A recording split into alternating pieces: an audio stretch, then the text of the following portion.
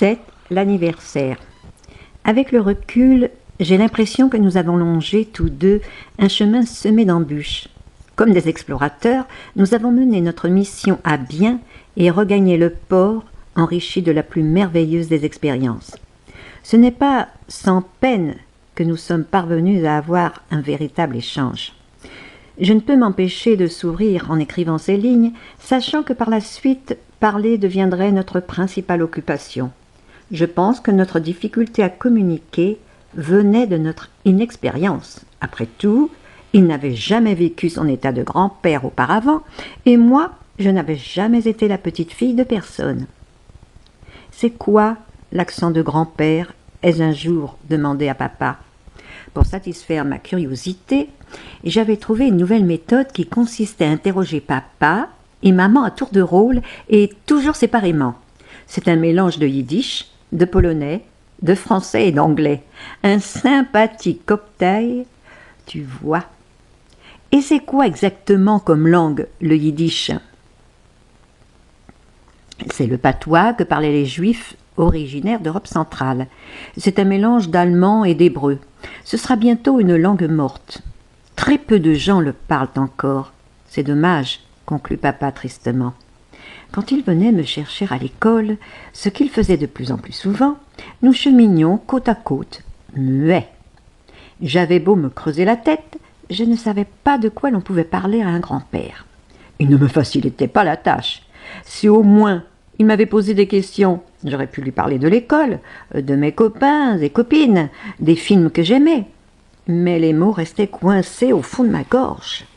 J'aurais bien aimé qu'il me parle de lui, de sa vie en Amérique, de ses secrets aussi. Mais jamais je n'avais encore osé l'interroger directement. « Tu as passé une bonne journée ?» me demandait-il invariablement. « Oui, grand-père. Et toi ?»« Oui. »« Tu as bien travaillé en classe ?»« Oui, ça a été. »« Bien, » répondait grand-père. Puis nous nous taisions, parce que c'est tout ce que nous arrivions à nous dire. « Le hasard fait bien les choses, » dit un dicton. Bien souvent aussi, les agissements de certaines personnes mal intentionnées ont des conséquences différentes de celles escomptées. C'est ce qui se passa avec Claudia, une des filles de ma classe, le jour où elle m'invita à son anniversaire. Elle n'était ni mon amie, ni même une copine. Juste une fille de ma classe que je n'appréciais pas plus que ça, parce que je la trouvais bêcheuse et ennuyeuse au possible. Toutefois, comme la majorité de la classe, j'avais accepté son invitation. Mais la veille même de son anniversaire, à peine embarrassée, Claudia m'annonçait que finalement elle aimait autant que je ne vienne pas. Très étonnée, j'ai bien sûr exigé des explications.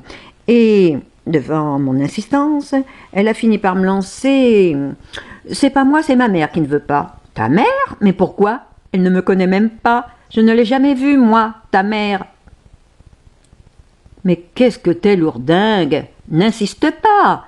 Elle veut pas, elle veut pas. »« Mais bien sûr que j'insiste. Pourquoi moi et pas les autres? Tu veux savoir? C'est à cause de ton nom. »« De mon nom? Mais qu'est-ce qu'il a mon nom? » Ma mère dit que Léa Weiss, c'est un nom juif.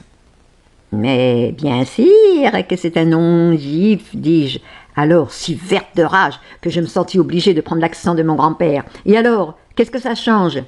Eh bien, ma mère dit que ce sont les juifs qui ont tué Jésus. Et en plus, elle n'aime pas trop les étrangers, tu vois.